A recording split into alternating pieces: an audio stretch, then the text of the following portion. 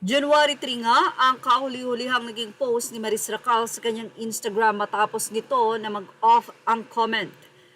Ito'y dahil na rin sa kontrobersyal na inilabas ng ex-girlfriend ni Anthony Jennings hinggil sa kanilang text messages ni Anthony at ni Maris na kung saan ay nagdulot ng matinding akusasyon kay Maris Racal at kay Anthony at nagkaroon ng hatian ang mga netizens sa kani-kanilang opinyon. Halos isang buwan mahigit ang nasabing social media detox ni Maris Racal at ginulantang nga niya ang mga netizen sa kanyang latest post 4 hours ago sa kanyang Instagram kung saan makikita ang photo ni Maris Racal na may hawak-hawak na isang tila, I don't know kung ito ba ay plaka at dito nakalagay doon o dyaryo ba to? Pero ayon kay Maris, writing this song healed me in ways I never thought possible. Sa nasabing lyrics, it was born from a journey through pain, regret, and the courage to seek forgiveness. A reminder that even in our darkest moments, we can find light. I'm sharing this with the world, hoping it resonates with those who need it most.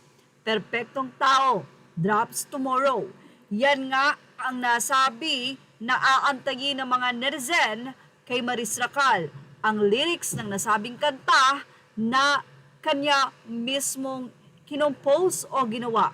Nagkaroon naman ng iba't ibang reaksyon dito ang post na ito ni Maris Racal na umabot na nga sa 104,560 likes.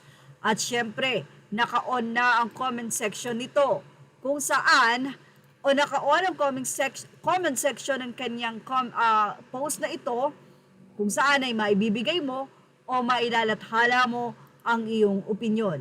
Ano nga ba ang say ng mga netizen? Narito po.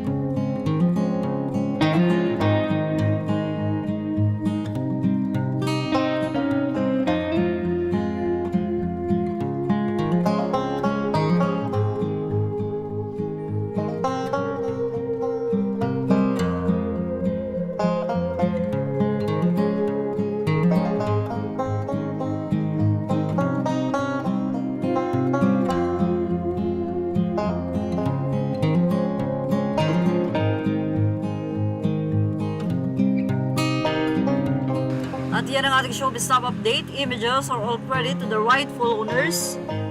Thank you for watching. Please like, share, and subscribe.